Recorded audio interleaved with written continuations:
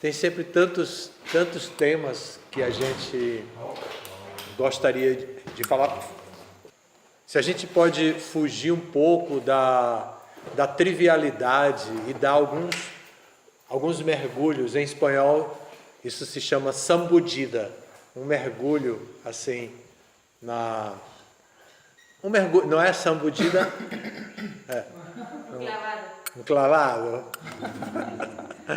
um clavado, um aprofundamento, porque a rotina da vida tende a nos levar para a superficialidade. E isso pega todos aqueles que buscam, todos os transcendentalistas são levados ao risco da superficialidade, leva tudo no trivial, na brincadeira e tal, traz para a rotina às vezes coisas sagradas. Então a gente faz o contrário do sacramento. O sacramento é tornar coisas triviais em sagradas. Mas para aqueles que têm uma vida de autorrealização muito intensa, então a tendência é fazer o contrário. É transformar o sagrado em trivial. E isso não deixa de ser uma armadilha que vai contra os nossos próprios interesses. Então, eu achei que, já que eu vim para aqui, para essa comemoração desse dia, e que alguns devotos vieram também, achei que era meu dever oferecer a vocês a oportunidade de a gente poder conversar um pouco mais, talvez responder algumas perguntas. Então, a gente pode fazer esse encontro livre agora, de perguntas e respostas.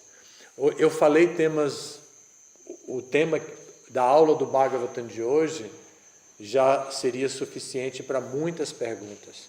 O tema da palestra de Vyasa Puja também muitas perguntas. Inclusive a Sofia tinha uma pergunta que eu não permiti fazer porque já tinha passado do limite do número de perguntas permitidas. Então, assim a gente pode conversar. Eu vou puxar por Sofia, que levantou o dedo na hora da aula, e eu na hora da palestra do Vyasa Puja, e eu não dei oportunidade. Tinha una pregunta que después pregunté para Tomás, porque fue más rápido. Que cuando el señor estaba hablando sobre que Prabhupada él como que instaló, tal vez no usa las palabras justas por portugués, ¿no? Mas que le instaló Guru Puja, ¿no? Mas instaló en un sentido, él nos compartió ese conocimiento, mas eu fiquei con la dúvida, ¿cómo él nos enseñó cuando él estaba vivo a hacer el Guru Puja? ¿Él hacía Guru Puja para ser Guru? ¿O él le permitía que façam Guru Puja con él mismo?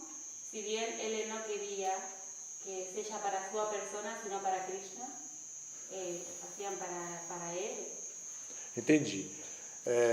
Ele fazia Guru Puja para o Guru dele no dia de Vyasa Puja.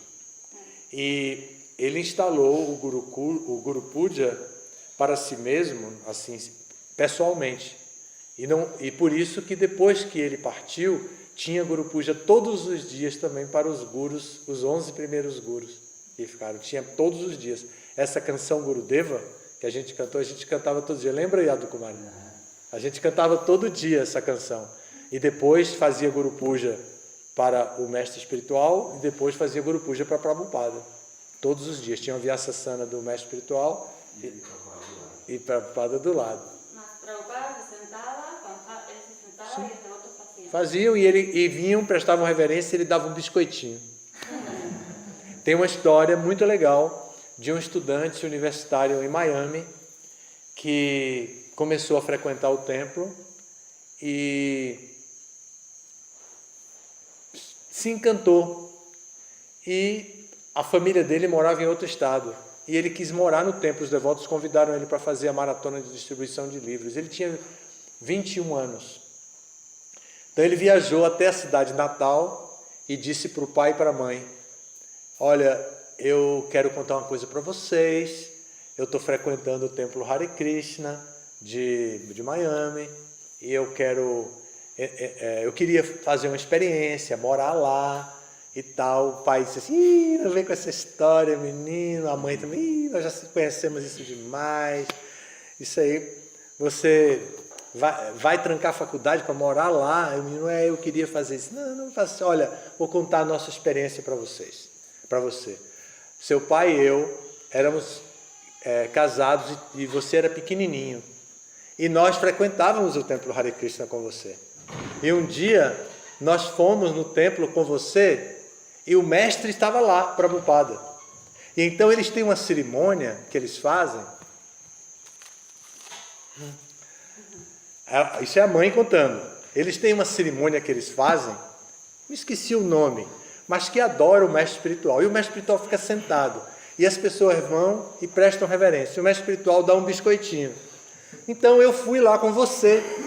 E aí eu prestei reverência, com a cabeça no chão, como todo mundo fazia, com você também. Quando levantou, Prabhupada colocou um biscoitinho na sua mão. Imagine. O menino tinha 21 anos, os pais já tinham desistido de ser Hare Krishna, e o menino decidiu ser Hare Krishna, e o pai e a mãe contaram essa história. Parece com a história do Jordão.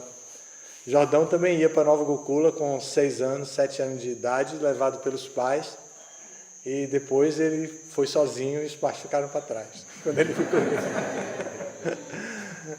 Então,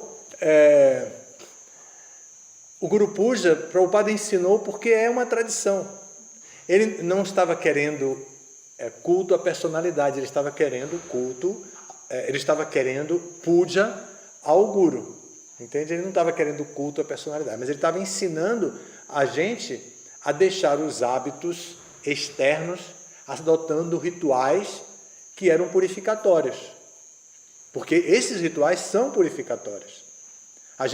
Se a gente deixa esses rituais caprichosamente, porque a gente gosta ou não gosta, ou o que for, a gente corre o risco de adotar outros rituais que são prejudiciais para a nossa vida espiritual. Então, no meu caso, eu tirei o Guru Puja do dia do Vyasa Puja por uma questão idealista. Eu vi a nossa sociedade em crise, uma crise ética grande, muita gente cheia de dúvida em como fazer, e vi que a gente podia muito mais aprofundar os temas, criar relacionamentos mais fortes, laços mais fortes entre nós e parar com as coisas mais superficiais, que é o mesmo tema que eu estou trazendo aqui. Então eu aproveito toda oportunidade para falar desse assunto. Mas Prabhupada estabeleceu. Tá? ¿Tengo permiso para una pregunta más o vai para... Pode fazer, você é campeã das perguntas. É mais que tem que ver com a conduta. Assim, como a gente consigue, quando, por exemplo, uma pessoa tem um defeito, ¿no? que critica, ¿no? ¿Cómo faz uma pessoa para no dejarse ser afectada por eso y trascender a crítica y ayudar a esa persona que no critique? Quando é a pessoa que é criticada? Sí. Ou ela escuta a crítica? Cuando você ve una persona, o no sé, por ejemplo, mi mamá, ¿no? Que ela critica, y você tem que convivir con eso. ¿Cómo faz para trascender? ¿O es mejor ficar longe o ayudar de alguna manera para no convivir con esa energía de crítica? Se eu entendi bem, eu diria que cada caso é um caso. Uma crítica que vem da mãe, do pai, é uma crítica diferente de que vem de um amigo ou de uma pessoa da nossa relação voluntária. Os pais não são uma relação voluntária, porque nós já aceitamos isso pelas complexidades do karma. Nós temos o pai, temos a mãe, que é karma bandhana pansa, nos proveu. Nós ganhamos esse pai, essa mãe, essa família, devido às nossas atividades anteriores. Então, agora nós temos um grande desafio. O desafio de estando devotos nessa família, nós trilharmos o caminho do progresso espiritual, mesmo nessa família. Então, ouvir críticas dessa família é uma coisa difícil, mas a gente tem que interagir com isso, sabendo que a gente não pode cortar os laços com a família simplesmente. A gente tem que cortar o apego. A distância não diminui o apego. Às vezes até aumenta o apego. A gente tem que tirar o apego familiar. Não é o laço com a família, é o apego familiar. Os compromissos familiares permanecem. Mas aí, quando isso, não, por exemplo, se não ficar resolvido, isso pode que se traslade com outras pessoas também. Eu tenho essa crença, né? Então, quando não é a família também, que se traslada a todas as situações da vida. Então, nós temos que trabalhar em nós mesmos. Por quê? Porque ouvir crítica abala diretamente a nossa fé.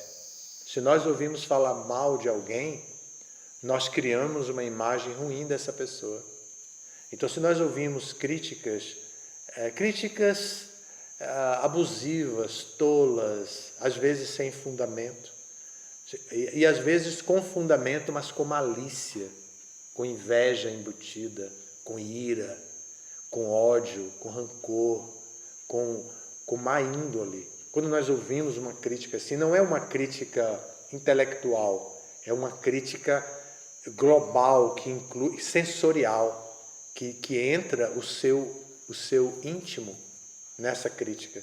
Você não interage com o problema que você está criticando de maneira intelectual. Você interage com o problema que você está criticando de maneira orgânica, completa. Então, isso é muito prejudicial para a nossa fé. Então, a gente tem que saber lidar com isso.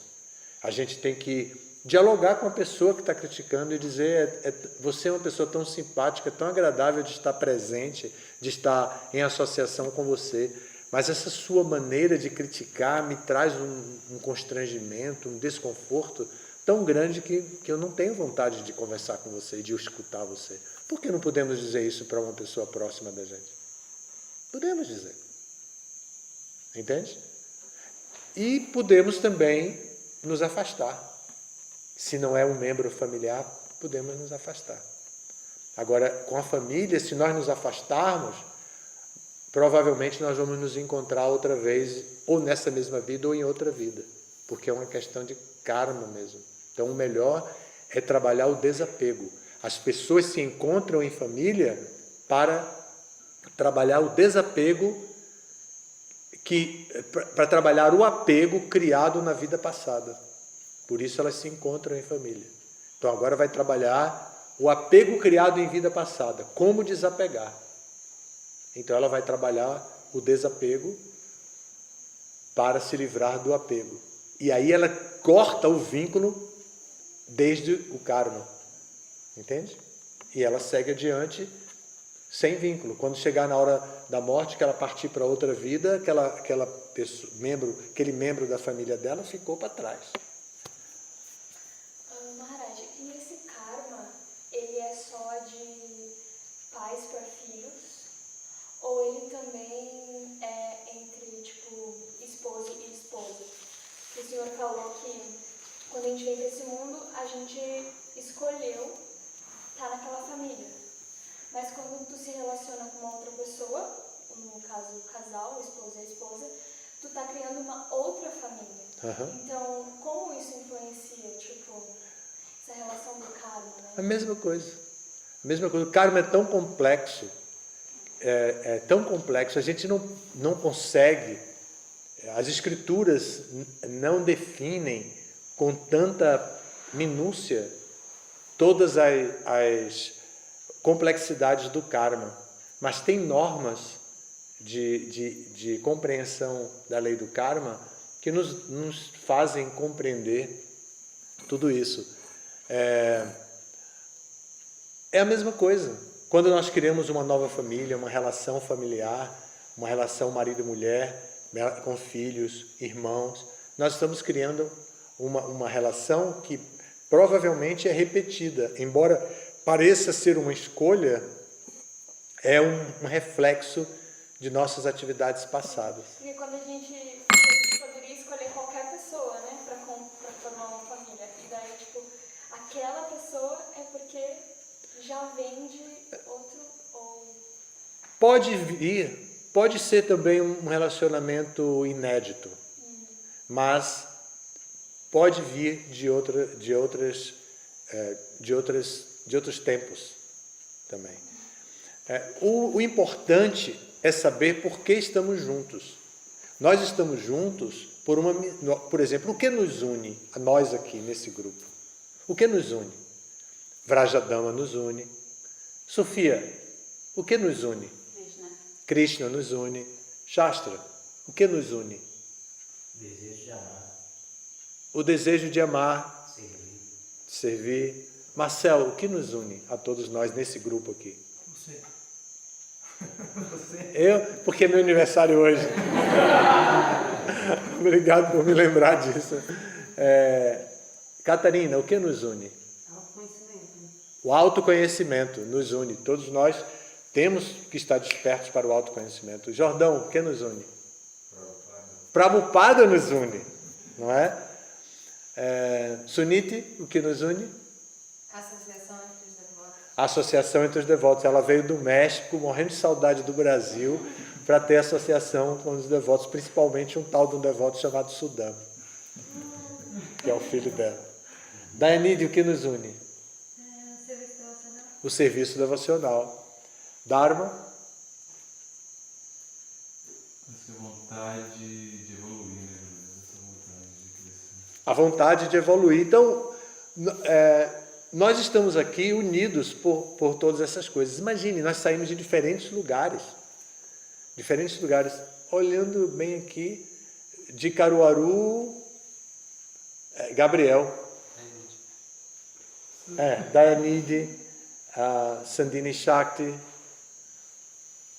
Mas daqui, dessa vila, aqui do Brejo mesmo, não tem ninguém. Nós temos 2 devotos daqui, que não estão aqui agora. 3? O Bhumipati. Mas que não estão aqui agora. Então,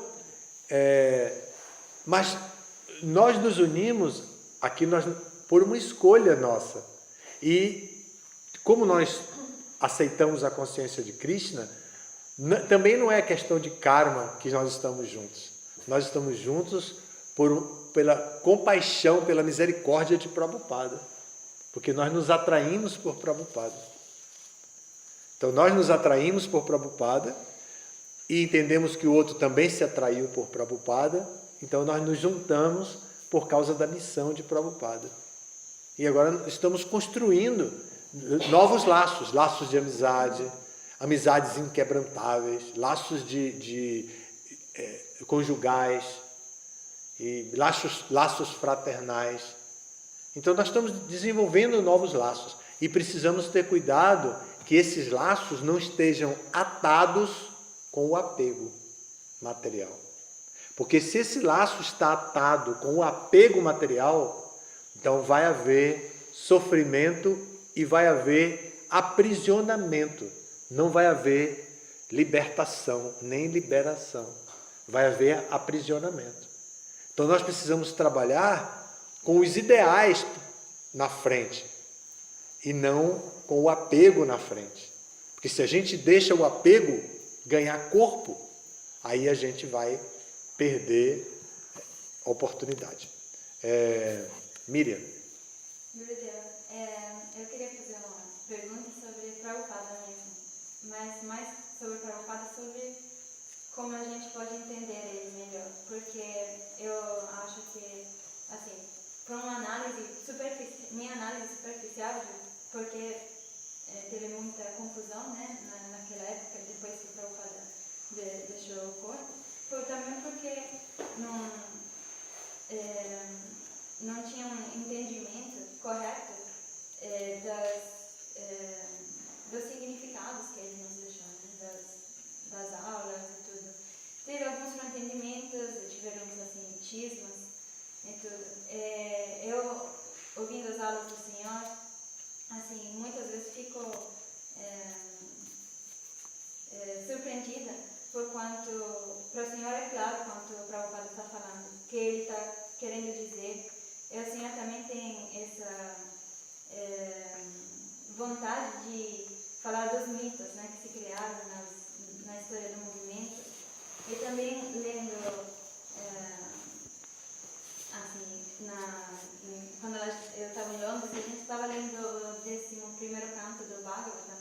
Eu não tinha entendido que era uma outra pessoa traduzindo. Para mim era a mesma pessoa. Aí, quando descobri que era um outro devoto, um discípulo de Prabhupada, Hridayananda Maharaj, eu fiquei, nossa, tipo, como ele conseguiu entender tão bem Prabhupada? Aí a minha pergunta é, como a gente consegue entender tão bem Prabhupada?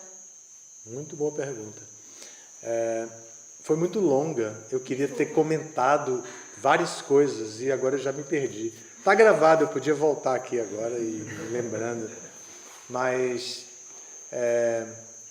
associação com aqueles que entendem Prabhupada e a experiência de ler os livros de Prabhupada e fazer a interpretação do texto como com os significados. Pode ver como o Prabhupada é cuidadoso com a exegese.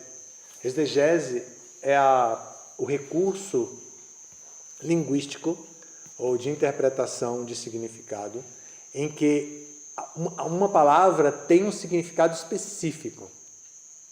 Então, quando o Prabhupada usa uma determinada palavra, aquela palavra tem um significado específico. Quando a gente traduz, é por isso que é bom saber sânscrito. Por isso que Hridayananda Maharaj vai muito mais a fundo do entendimento de Prabhupada do que quem não entende sânscrito como ele entende. Porque ele sabe, a palavra que o Prabhupada escolheu poderia ser outra, mas o Prabhupada escolheu essa. Tem um outro sinônimo, mas outro sinônimo tem uma conotação mais leve. O Prabhupada escolheu uma conotação mais pesada. Então, a gente conhece isso com a língua da gente, a língua materna, quando a gente estuda. A gente não conhece sânscrito.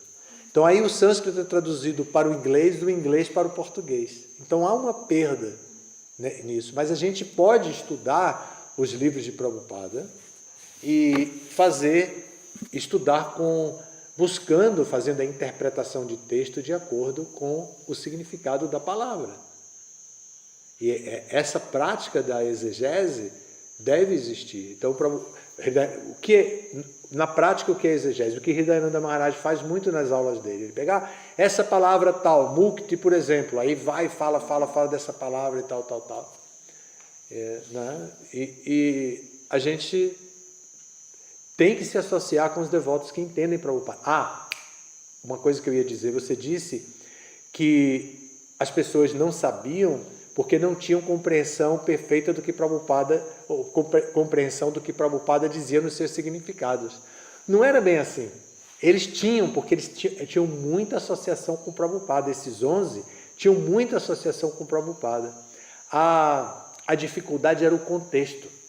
É isso que se analisa. Prabhupada tinha um contexto, e esse contexto se perdeu na segunda geração, já nos discípulos de Prabhupada. Então, as instruções permaneceram, mas a primeira coisa é o contexto que Prabhupada trouxe da Índia, que Prabhupada trouxe de toda a sua experiência, de quando Prabhupada fez os primeiros discípulos, quando Prabhupada deu as primeiras iniciações, fez os primeiros casamentos, atendeu as primeiras mulheres, depois os primeiros filhos, deu nome para os primeiros filhos. Todo esse contexto foi perdido na segunda geração. E eles replicaram o modelo de Prabhupada, mas descontextualizado. Aí teve cisma, e por aí foi. Seguindo. Gabriel primeiro, depois. Gabriel. O senhor tinha falado, falou que nós temos de exercitar o desapego em relação à família, né? E eu queria que o senhor explicasse mais em relação a isso. Como exatamente seria esse desapego e como que a gente deve exercitar ele no nosso dia a dia? O apego se caracteriza pelo equívoco de pensar que a pessoa é o beneficiário. Então a pessoa é apegada porque a pessoa quer que o outro agrade a ele. Se o outro não agrada, então a pessoa fica zangada. É como a relação filho-mãe. Não a relação mãe-filho, mas a relação filho-mãe. Na relação filho-mãe, o menino, mãinha, não sei o quê, como aqui no Nordeste, né? Mãinha, não sei. Aí a mãe diz, não vai fazer não. Aí ele, não sei o quê, começa a brigar com a mãe, na mesma hora. Então, é um apego motivado por um interesse, ele é o beneficiário. Então, o apego, a relação de apego se caracteriza por ele se tornar o beneficiário, ele tem que ser satisfeito. Eu dei um exemplo bem grosseiro, mas não é assim, é bem sutil. Tem essas coisas grosseiras, mas é muito sutil. Então, de qualquer forma, a relação de apego é uma relação em que a pessoa esquece quem é o beneficiário. E o Bhagavad Gita define quem é o beneficiário. Bhoktaram Jagyatapasam Sarvaloka Maheshwaram Suhridam Sarvabhutanam. Esse é o beneficiário. Então, a pessoa tem que conhecer isso para quê? Gyataman Shantirishati, para obter paz interior. Se ela não tem paz interior, ela sofre do apego. Então, ela tem que saber quem é o beneficiário. Meus filhos não são meus filhos são almas espirituais, servos de Krishna, que estão aos meus cuidados agora. E eu cuido desses meus filhos para que eles possam exercer a sua função de indivíduos, cidadãos, devotos na hora certa. Entende? Então, essa é a relação. Mas o apego se trabalha com o dever prescrito, associado com o dever prescrito. Porque se a pessoa, em nome do desapego, rejeita o dever prescrito, ela fica presa no karma. Porque ela vai praticar a ação na inação, que é um tema do Bhagavad Gita. Apesar de ela ter cortado o laço, ela está agindo, porque ela ainda está apegada. Ela cortou o laço, ela não está agindo, mas o apego permanece. Então, o tema é complexo. Então, como podemos... a segunda parte da pergunta é como podemos tratar isso? Com responsabilidade pelo dever prescrito. Qual é a nossa responsabilidade com nossos pais? Qual é a nossa responsabilidade com nossos filhos? Qual é a nossa responsabilidade com nossos irmãos? Qual é a nossa responsabilidade com os membros da nossa instituição? Qual é a nossa responsabilidade com a amizade, com o amor conjugal? E cumprir com os nossos deveres. É claro que não é só uma questão de dever. É claro que tem uma satisfação do bem-estar, da relação e tudo. Mas o apego... Eu vou dar um exemplo que para mim é chocante e eu me lembro a primeira vez que eu li isso.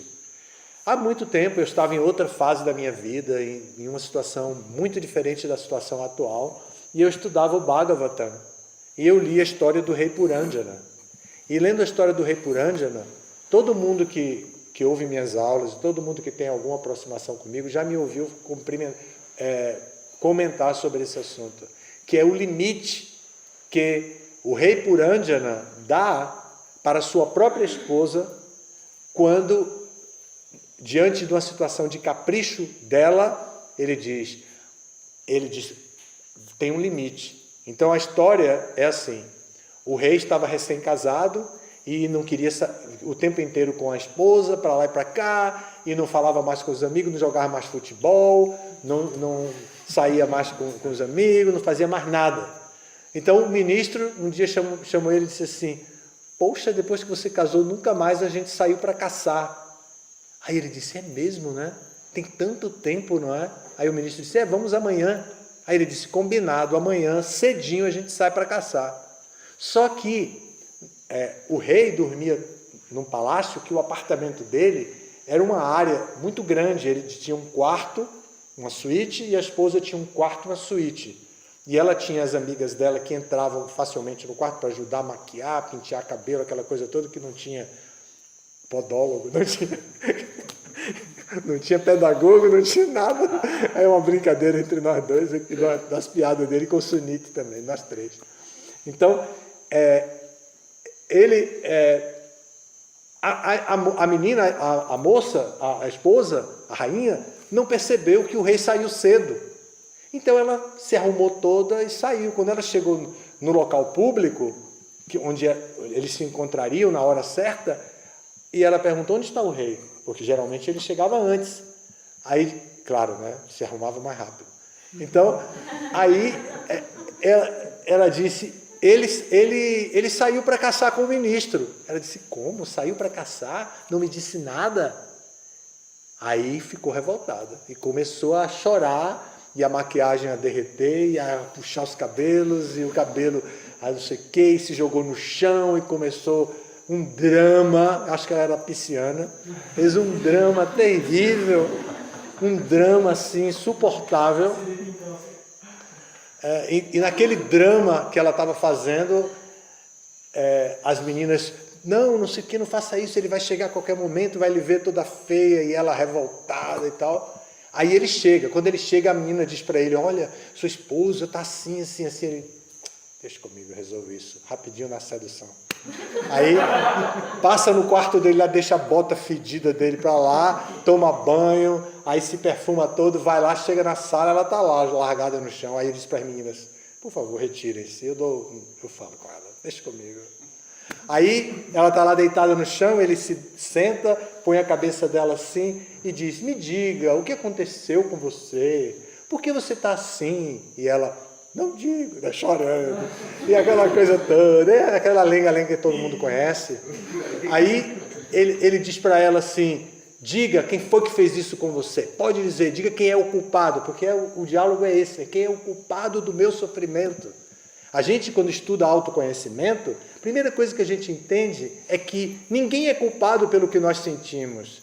Nós somos responsáveis pelo que sentimos. A pessoa, no máximo, pode fazer uma armadilha para você sentir aquilo. É você que não tem que cair na armadilha. Então, isso é que a gente aprende quando estuda autoconhecimento. Então, mas aí ele dizia: quem é o culpado de você estar assim? E ela, em vez de apontar para ele, é você. Nada, ela fica lá quieta. E ele puxava o rosto, e ela virava, ele puxava, e ela virava, aquela coisa. Aí ele diz: diga quem foi, porque com a minha espada invencível, com os meus músculos, com não sei o que, eu corto a cabeça desse sem vergonha, desde que não seja um Brahmana, um Vaishnava. Ele estabeleceu o limite. Então, isso para mim, quando eu vi isso, eu fiquei impressionado quando eu vi pela primeira vez. Porque mesmo no alto grau de luxúria que ele estava, no inebriamento material completo e total, ele não perdeu a noção do que une ele ao universo dele, que é o serviço aos Vaishnavas. E ele não podia pensar em ofender um Vaishnava. Então, essa parte, o apego tinha limite. Bom, se quem fez isso com você foi um Brahmana, foi um Vaishnava, que são superiores a mim, então eu não vou poder matar ele. A gente vai ter que conversar. Agora, se for qualquer outro, uma espada ali eu mato. Então, observem isso. Então, é assim que a gente trabalha o apego, com o dever prescrito, as normas de comportamento adequadas, a ética, moral. Tudo isso deve trabalhar o nosso apego. Nós devemos ser pessoas de comportamento perfeito na sociedade, mas do coração livre.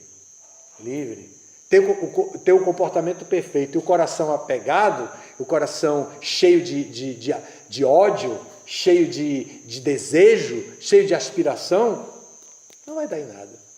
Então nós temos que ser pessoas completamente cavalheiras e ao mesmo tempo, pessoas cavalheiras, está certo isso? Sei lá, temos que ser pessoas corretas assim e ao mesmo tempo pessoas desapegadas. E é o dever prescrito. Qual é a minha relação de dever com a minha esposa? Qual é a minha relação de dever com o meu filho? Qual é a minha relação de dever com a minha mãe, com o meu marido? Só não sei qual é a relação mesmo ética assim com a sogra. Mas com o resto a gente tem que encontrar uma relação positiva aí, né? Eu vi um chat e eu até achei que ia ter alguma coisa da sogra, mas não tinha. Não tinha nada da sogra, né? Ele ficou com medo, porque a sogra dele morava na casa dele.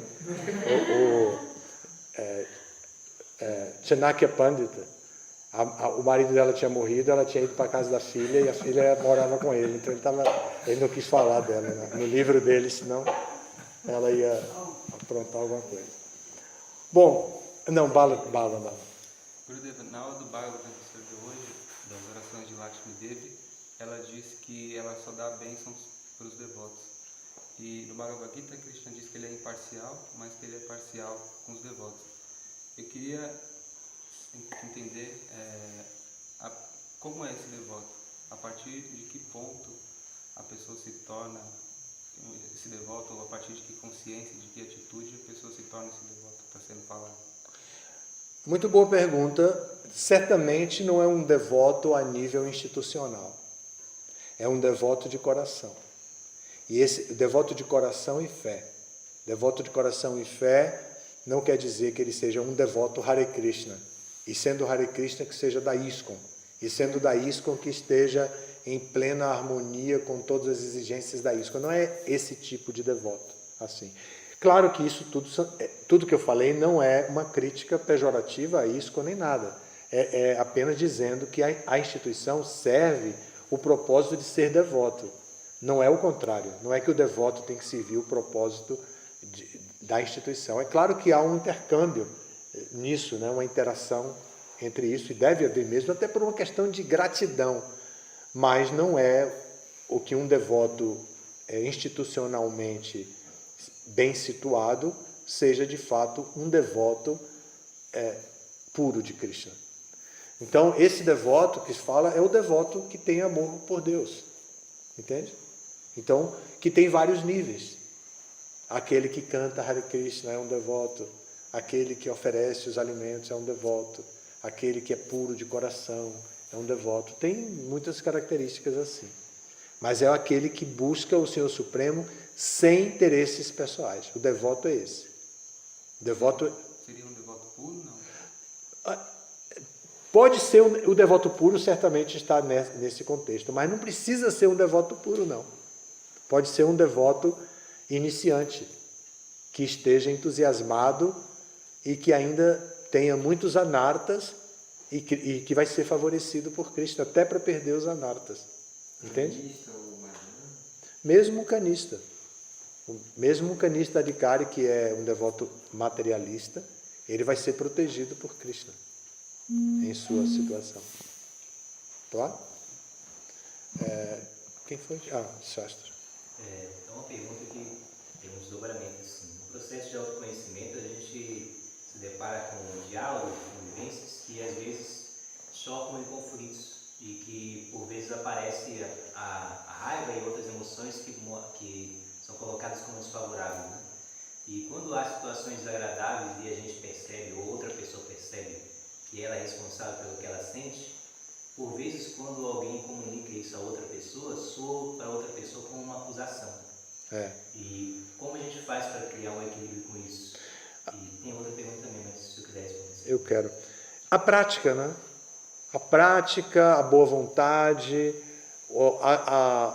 levando em conta o que nos une, levando em conta os nossos ideais. E a prática, e às vezes a gente erra e se desculpa com sinceridade, pede perdão com sinceridade e toca para frente, tendo metas claras que são dadas pelo processo da consciência de Krishna, identificando o nível em que a pessoa se encontra. O que não dá é para perder a esperança, chutar o pau da barraca, chutar o balde. Isso aqui não dá para fazer, porque se a gente faz isso, ou ficar cínico, que é uma coisa muito grave no mundo de hoje, que é insensível a todo tipo de crítica, a todo tipo de coisa e só caprichoso, só fazer o que quer e bem entende. Isso são defeitos que surgem nesse processo da interação com outras pessoas, para lidar com raiva, mágoa, rancor, ódio, preferências e tudo mais, a pessoa termina ficando assim, tão insensível a esse nível. E nesse ponto tem a questão do amor, o sentimento que está muito ligado à paixão ou a desejo de satisfação pessoal, que sobrepuja o amor comportamento. E como esse amor pode ser trabalhado para que a pessoa não perca a confiança? E o que está ligado, ou o que vem primeiro, ou se vai junto, o amor ou a confiança, ou primeiro o amor para depois a confiança? Como se desenvolve esse processo da confiança quando o amor ainda está muito ligado a essa questão que o senhor acabou de dizer? O amor e confiança, a confiança se desenvolve primeiro no amor comportamental, mas o amor se desenvolve primeiro no amor sentimental. No amor comportamental, a pessoa cria vínculos primeiro e depois ela passa a amar. E no amor sentimental, a pessoa se entrega completamente, sem confiança, sem conhecimento, sem nada, e depois ela vai testar o que vai fazer, se vai separar ou se vai continuar. Mas o que fazer em relação a isso? Investir confiança. Investir confiança. Se a pessoa tem um amor sentimental, se a pessoa se vê envolvida numa relação de amor sentimental que predomina sobre o amor comportamento, que é racional, então o que ela vai fazer? Ela vai racionalizar este amor sentimental. Ela vai levar para o ponto de Puranjana. Ela vai levar o que o Puranjana fez no dia que ele falou do limite. Quais são os limites? O que nos une? O que pode quais são as ameaças para nossa separação? E ele vai trabalhar com tudo isso racionalmente. É duro, é muito difícil tudo isso. E está ficando cada vez mais na sociedade atual. Está ficando cada vez mais difícil lidar com isso. Mas se trabalha investir confiança. Não é aquela atitude arrogante de dizer assim, agora eu perdi a confiança em você, agora você tem que se virar para conquistar a minha confiança. Quem está pensando que é? Quem está pensando que é? Agora, imagine. Não. Esse é o padrão de conhecimento que a gente tem sobre confiança. Que é isso mesmo. Os pais dizem isso para o filho. Nada pior para um filho do que ouvir isso. Agora você errou, agora você perdeu minha confiança. Agora o pai abusa disso. Agora se comporte bem que é para adquirir de novo minha confiança. Os pais fazem isso. Nós fazemos isso com nossos filhos. Bem, então tem que investir confiança. A pessoa tem que investir confiança. Ou seja, eu vou tentar mais uma vez esclarecer o diálogo e tudo.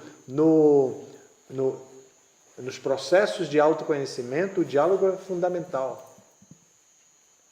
Então é preciso conversar. E o diálogo técnico, diálogo em comunicação não violenta, escuta empática, e aí por diante. Tá? Isso daria que concepção de confiança para nós? O conceito? Concepção.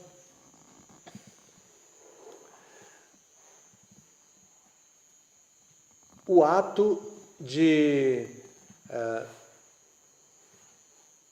compartilhar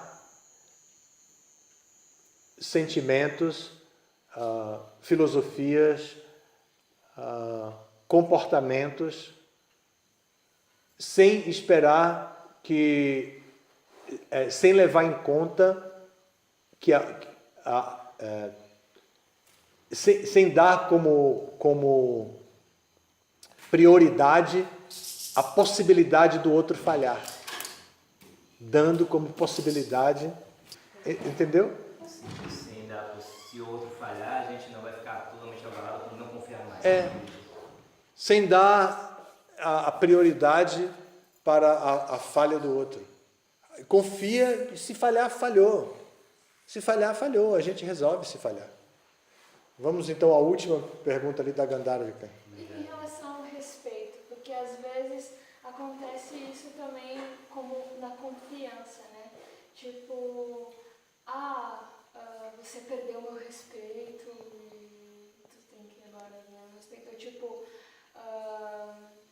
às vezes, por capricho, a pessoa cobra um certo respeito que às vezes não...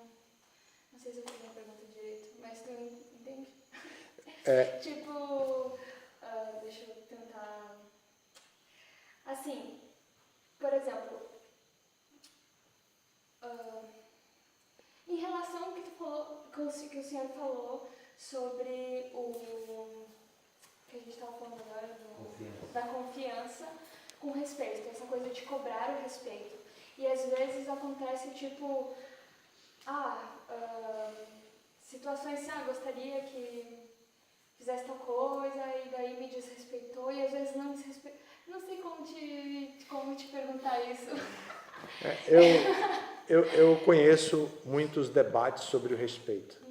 Eu não sei se eu vou responder exatamente o que você está perguntando, porque também você não está perguntando. Mas... Respeito, essa é a palavra. Tá certo. Comente. O respeito é um valor diferente da confiança. É menos subjetivo. Ele pode ser trabalhado mais facilmente de acordo com o dever prescrito e de acordo com a compreensão da identidade pessoal. Porque nós sabemos dos indivíduos, então nós respeitamos, nós podemos respeitar a individualidade de alguém. E sabemos, por exemplo, que o que nos une aos animais? A alma. Apesar do comportamento ser diferente, ele é alma espiritual como nós, ele deve ter a oportunidade de viver. Nós não devemos praticar violência desnecessariamente, não vamos matar os animais. Então, esse respeito a gente tem facilmente dentro do nosso dever prescrito. Então, assim, o respeito é um valor que é menos subjetivo e pode ser aplicado de uma maneira comportamental muito mais facilmente que a confiança. E uma pessoa pode desrespeitar outra, mas o erro é exclusivamente dela. A pessoa desrespeitada vai se sentir desrespeitada se abordar alguma área do seu envolvimento na sociedade. Ela pode dizer, ele desrespeitou porque eu sou, por exemplo, um funcionário público no cumprimento do meu dever. E então ele me desrespeitou como funcionário público e tem um processo para isso. E eu vou processá-lo porque ele me desrespeitou como funcionário público.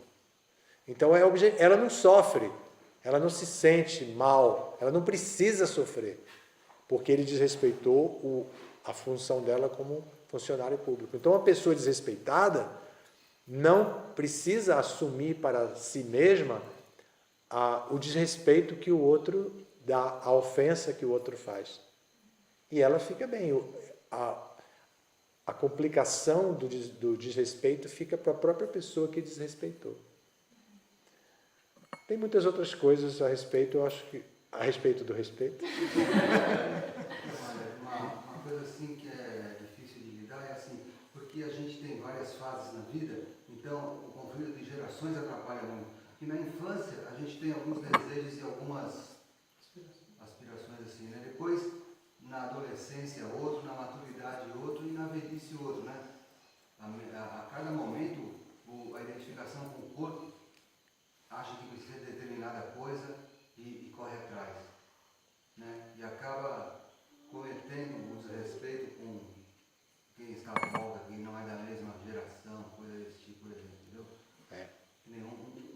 velho já não precisa mais de determinadas coisas que um adolescente ainda precisa e valoriza, né? E a gente às vezes acaba desrespeitando aquele adolescente por causa que acha que aquilo é desnecessário. É? É desnecessário para você que já passou por isso. Não para ele. É isso mesmo. O conflito de gerações é outro tema muito importante de discutir em outro momento. Mas isso é um assunto do GBC no momento, um assunto da ISCO, o conflito das gerações. Nós estamos avaliando todas as gerações de devotos e vendo que há uma necessidade de qualificarmos todas as pessoas em todas as gerações. Para encerrar mesmo. Tá. Eu ouvi a pergunta de alguns, assim, e as respostas do senhor foram muito boas, muito obrigado por isso. Eu queria entender um pouco, assim, nós que estamos na comunidade, pessoas chegando, pessoas novas, que papel que a liderança pode atuar, como deve atuar para atender as necessidades dos liderados e sem que possa prejudicar os objetivos dos projetos, e como que o liderado pode esperar do líder e o que o líder também pode esperar dos liderados para executar isso. Eu queria dar uma resposta de acordo com o GBC College, o curso que você está fazendo de capacitação para supervisores ou não. Mas não me lembro agora dos termos, porque... Bom, não me lembro. Mas é preciso que a comunidade tenha um planejamento estratégico e é preciso que a comunidade tenha regulamento, estatuto, tudo claro, para que os diálogos sejam o mais claro possíveis, os mais claros possíveis, e que as pessoas tenham a oportunidade de expressar suas necessidades, para que a liderança veja se as necessidades daquelas pessoas têm chance de ser satisfeitas dentro da comunidade, ou se não tem chance, porque já são necessidades que já vimos no passado que não nos cabe resolver, ou que são necessidades que só poderão ser resolvidas no futuro muito adiante, que não é no momento.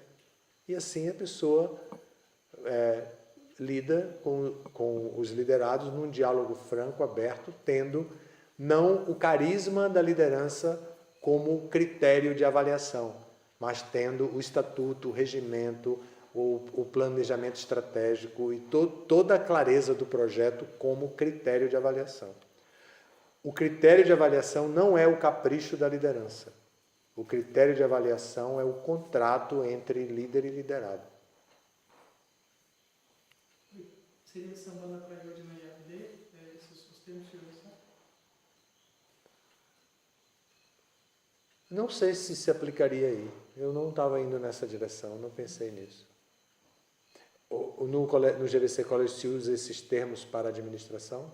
De planejar, aí ver o objetivo, o foco, e aí qual que é o caminho, o percurso que a gente deve percorrer para chegar nos objetivos. É interessante. Eu faltei essa aula.